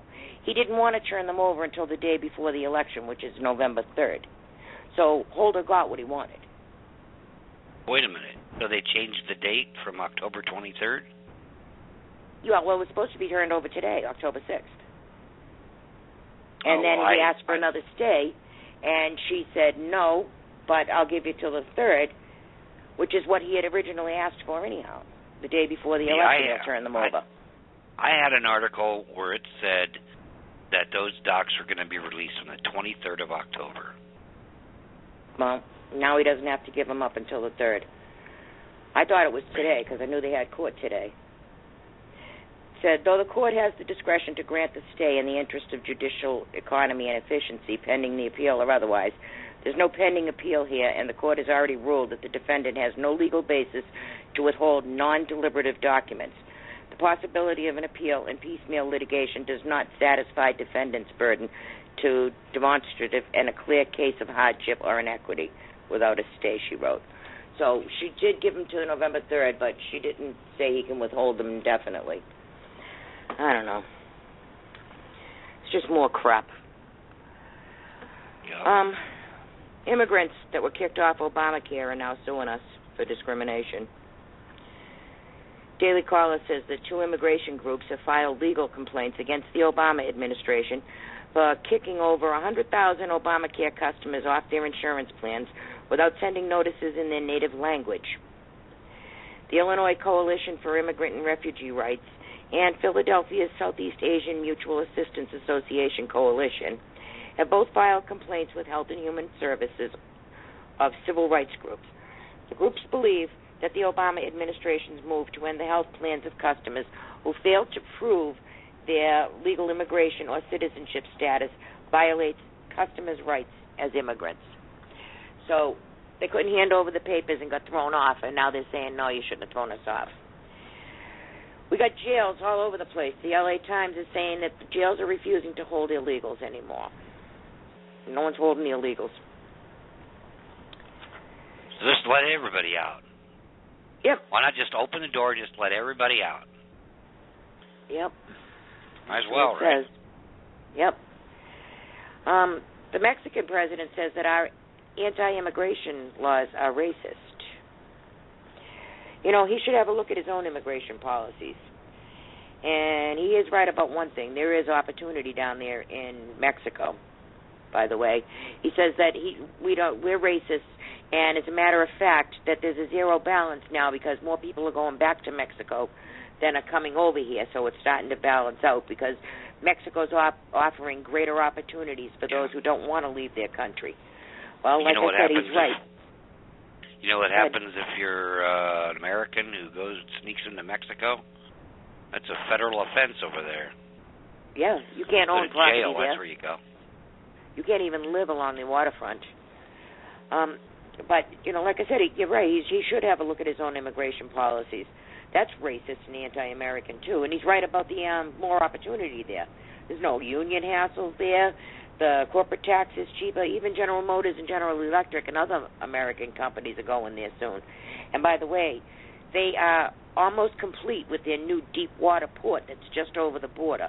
That's going to be complete by December. So United States dock workers are going to be clamoring for jobs. There's not going to be any jobs here. Theirs are going to be gone. So let's see how fast Nieto hires Americans, huh? Yeah. All these longshoremen, they're going to be out of work because Mexico is offering these ships this brand new port and lower tax rates and all kinds of little benefits. He's poaching all the American jobs, and the American unions are too stupid to even realize that they're pricing themselves out. And this government is too stupid to realize that they're pricing everybody out. Even Jeff Immelt, who was on Obama's Job Council, he's the CEO of General Electric, he moved to China and Mexico as soon as he got out of that job council. This is all to lower the standard of living in America and balance it out with the standard of living in everywhere else. Yep. You know. Yep, he's not making everybody equally wealthy. He's making everybody equally poor. But the elites are doing well. All right, my dear, we are out of time. Do you have any closing comments for our guests? No. No? As usual, I'm lost for words. Yeah, that's okay. We've talked enough anyhow. They're probably sick of listening to us. Just say goodnight. Good night, everybody. All right, good night to you. Ladies and gentlemen, Scott Ferrarello, my great co-host. All right, guys, it's all the time we have for today, and we hope you enjoyed our show. To everybody who's listening, everybody who called in, I saw you all on the switchboard that you didn't raise your hands, though, but thank you. Thank you to our very special guest correspondent, Color Me Red, and JoJo. And as always, thank you to my great co-host, Scott Ferrarello. Stay tuned to PRN all week. We have great shows. Tomorrow, Bobby and Denise will be around. Wednesday, the big boss man is around here, Freebird. So, on that note, good night, America. We love you. And let's hear a little Billy Ocean tonight.